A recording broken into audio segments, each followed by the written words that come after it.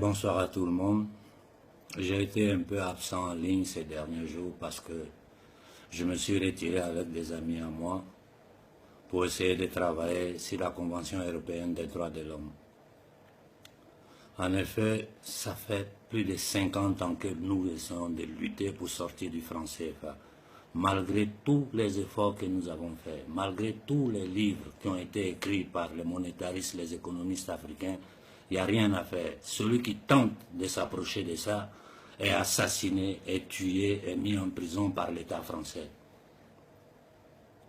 Donc j'ai décidé, sachant tous les risques que je prends, de traduire la France devant la Cour européenne des droits de l'homme. Ce document que j'ai en main ici, que vous voyez, c'est la Convention européenne des droits de l'homme. Donc nous nous sommes basés sur la Convention européenne des droits de l'homme pour essayer d'attaquer juridiquement la France sur le plan international. Les documents que vous voyez dans ma main ici sont des documents officiels de la Cour européenne des droits de l'homme. Cet autre document sont toutes les preuves inconfutables que nous avons ajoutées au document, plus toutes mes déclarations qu'aujourd'hui j'ai consignées à la Cour européenne des droits de l'homme, spécifiant très bien que ce document doit être traduit à la Cour pénale internationale, parce que j'accuse la France de crimes contre l'humanité en Afrique. C'est un document intouchable. Toutes les preuves sont dans ce document. Tout ce que j'ai écrit pour dénoncer la France est soutenu par la Convention internationale des droits de l'homme. Donc, si les droits de l'homme ne sont pas à géométrie variable, la France doit être traduite devant la Cour européenne des droits de l'homme.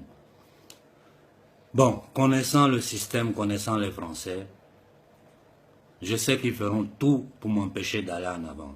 En ce moment, j'attends l'arrivée du protocole. Après ça, je vais décider comment bouger. C'était simplement pour avertir le monde entier de l'action juridique que j'ai entreprise contre l'État français. Parce qu'on ne peut plus continuer dans cette histoire de CFA. Tant que nous serons dans cette monnaie coloniale, dans cette monnaie nazie, l'Afrique continuera à souffrir. Je ne supporte plus de voir des bateaux en train d'être fermés à droite, à gauche, parce que les Africains fuient les terres. Et nous savons que le problème central de l'Afrique, des 15 pays d'Afrique, c'est le franc CFA. J'ai pris des années pour étudier les travaux du professeur Nicolas Eboyou, pour ne citer que celui-là. Mais j'ai ajouté sur la documentation les travaux de tous les grands monétaristes occidentaux. Donc la Cour ne peut rien dire d'autre. Elle n'a pas de possibilité d'archiver ces documents-là. Si je fais cette vidéo, c'est pour que vous la partagez au maximum, que le monde entier sache qu'il y a un Africain qui a traduit l'État français devant la Cour européenne des droits de l'homme en base de toutes les conventions, tous les articles, tous les protocoles. C'est une accusation intouchable. Donc je vous en prie, partagez-le au maximum. Moi j'attends le protocole et puis on va s'affronter au tribunal. Bon voilà, c'était le message que je voulais vous donner.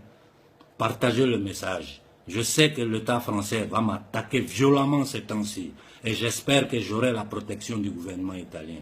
Je salue tout le monde et je souhaite bonne nuit à tout le monde. Merci.